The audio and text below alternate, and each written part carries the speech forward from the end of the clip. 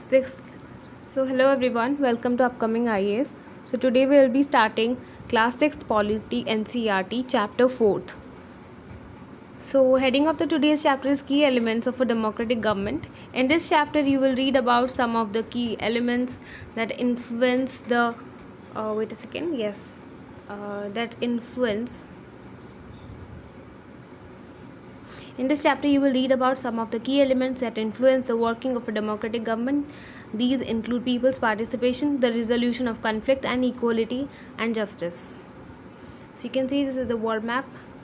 So basically here we are discussing about India and South Africa. So here a story is about South Africa is a country that has people of several races.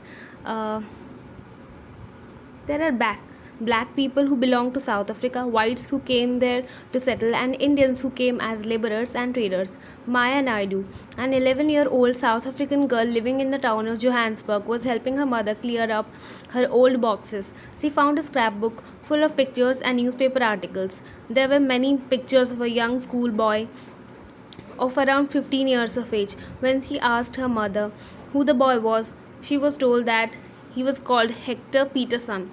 He had been shot by the police. Maya was shocked. Why? She asked. Her mother explained that South Africa was earlier governed by apartheid laws. Apartheid means separation on the basis of race. Okay.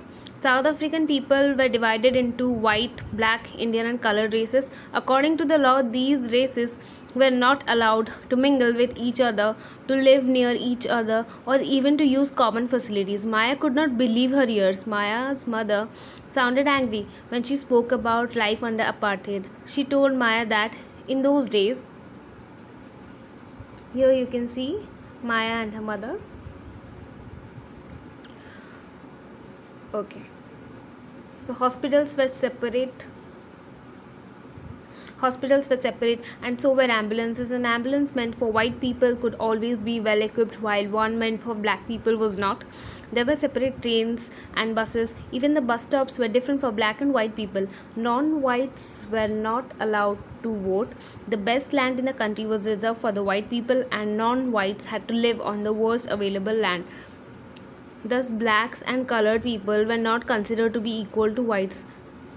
One black township was the South Western Township, that is Soweto. Hector Peterson lived here, and he and his classmates joined the protest against learning the Afrikaans language in school. This was the language that the whites spoke. Hector and other school students were being forced to learn this language, but they wanted to learn their own language, Zulu. The South African people beat up the protesters mercilessly and shot at the crowd. One of the bullets killed Hector. This was on 16th of June 1976. The African National Congress, a group of people that led the struggle against apartheid, and the most well-known leader, Nelson Mandela, fought the apartheid system for several years. Finally, they succeeded, and in 1994, South Africa became a democratic country in which people of all races were considered equal.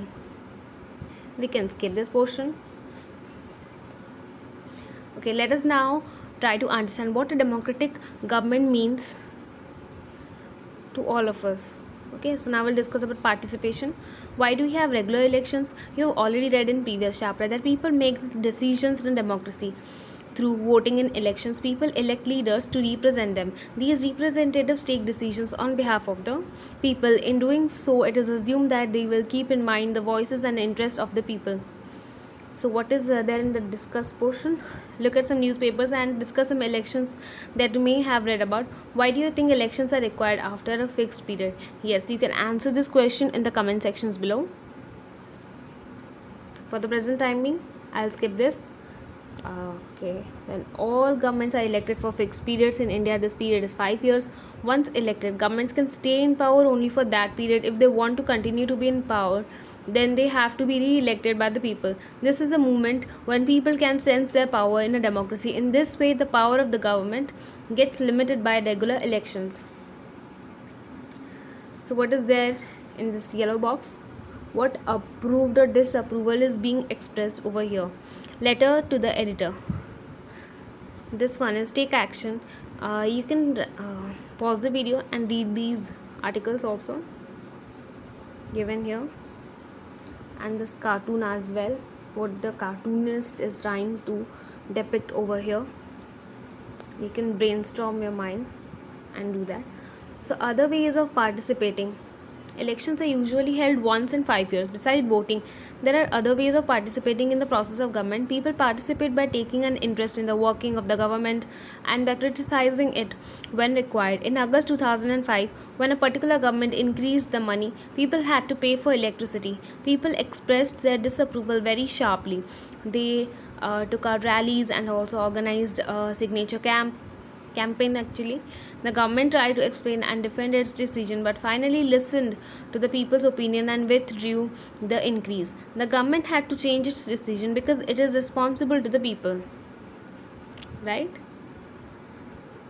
There are many ways in which people express their views and make government understand what actions they should take. These include dharnas, rallies, strikes, signature campaigns, etc. Things that are unfair and unjust are also brought forward. Newspapers, magazines, and TV also play a role in discussing government issues and responsibilities. Here we can see few of the people are protesting regarding a certain, maybe they must be protesting regarding certain government scheme or regarding any government bill or act which they feel that it is not right. That's why they are protesting. So while it is true that a democracy allows people to participate, it is also true that not all sections of people are actually able to do so. Another way for people to participate is by organizing themselves into social movements that they seek to challenge the government and its functioning. Members of the minority community, Dalits, Adivasis, women, and others are often able to participate in this manner. If a country's people are alert and interested in how the country is run, the democratic character of the government of that country will be stronger. So the next time we see a rally winding through the streets of our cities and towns or villages, we should pause to find out what the rally is about, who is participating in it, and what they are protesting about. This will help to give us a sense of how our government works. Now we need to resolve the conflict.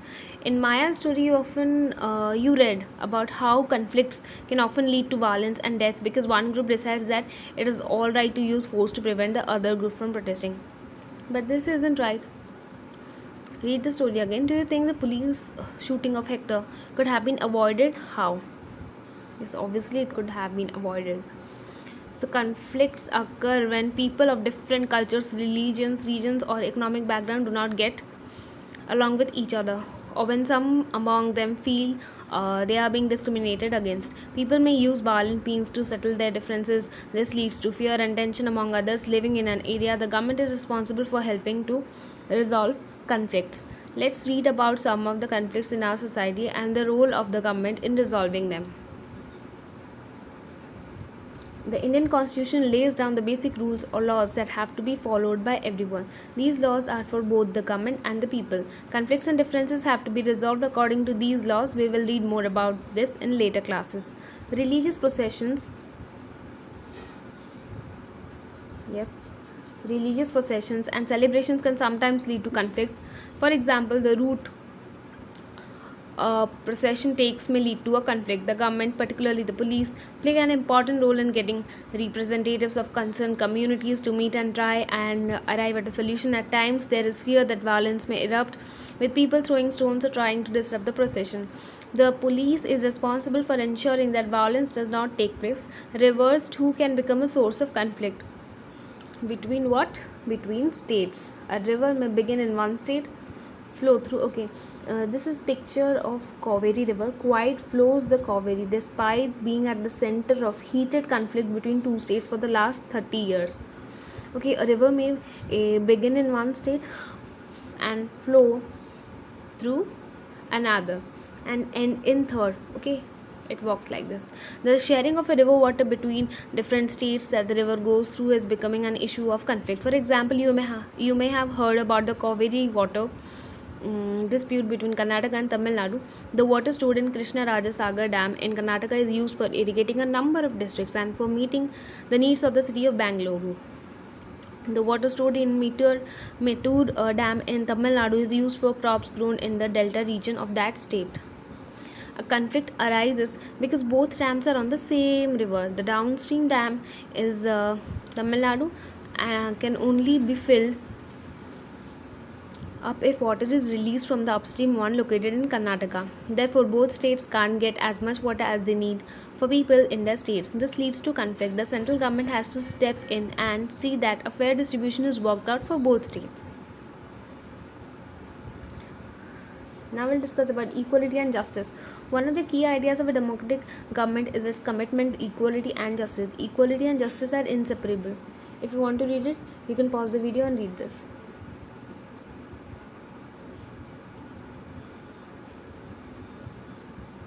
Okay. The earlier practice of untouchability is now banned by law. This group of people were denied education, transport, or medical facilities, and even the chance to offer prayers. Okay, the group of people were denied education, transport, or medical facilities, and even the chance to offer prayers. Dr. Ambedkar, whom you have read about earlier in this book, and many others like him, realized that such practices must not continue, and that justice can only be achieved when people are treated equally. The government also recognizes this and makes special provisions for groups within society that are unequal. For instance, in our society, there is a general tendency to value and care for the boy child more than the girl child. Yes, it exists in some part of our India, but not all parts. Okay, this means that society does not value the girl and boy child equally, and this is unjust. Obviously, this is unjust.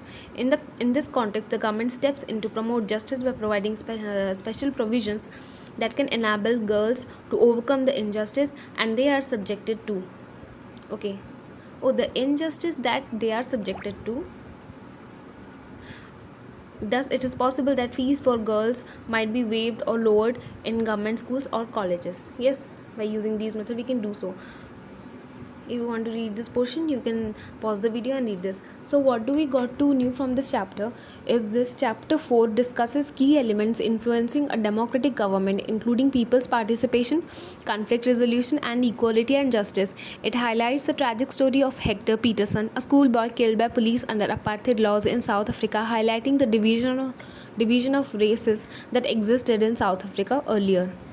The apartheid system in South Africa. Okay, apartheid is a new word that you should add to your vocab. The apartheid system in South Africa was based on racial discrimination, with separate ambulances for white and black people, separate trains and buses, and limited voting rights. Blacks and colored people were not considered equal to whites. The African National Congress and Nelson Mandela fought against apartheid, leading to 1994 democratic elections. In a democracy, governments are elected for fixed periods, okay, such as 5 years in India. To stay in power, they must be re-elected by the people. People can also participate by taking an interest in the government and criticizing it whenever it is necessary. Elections are necessary to limit government power and ensure citizens feel their power. People express their views through various means, including rallies, strikes, and signature campaigns. They also discuss government issues in newspapers, magazines, and TV. Social movements organized by minority communities can challenge the government. The government plays a crucial role in resolving conflicts, which can lead to violence and tension. Religious processions and celebrations can lead to conflicts with the government, particularly the police, playing a crucial role in resolving these issues. Rivers can also cause conflicts between states, as seen in the Kaveri water dispute between Karnataka and Tamil Nadu that we saw in the previous page. The Indian Constitution outlines basic rules for both governments and the people. A democratic government prioritizes equality and justice. Recognizing the inseparable nature of these concepts, the government addresses unequal groups, such as the preference for boys over girls, by providing special provision and lowering the fees for girls. So that's it for today, guys. Stay tuned for more such informational videos like this, and please do like, share, and subscribe. Thank you so much.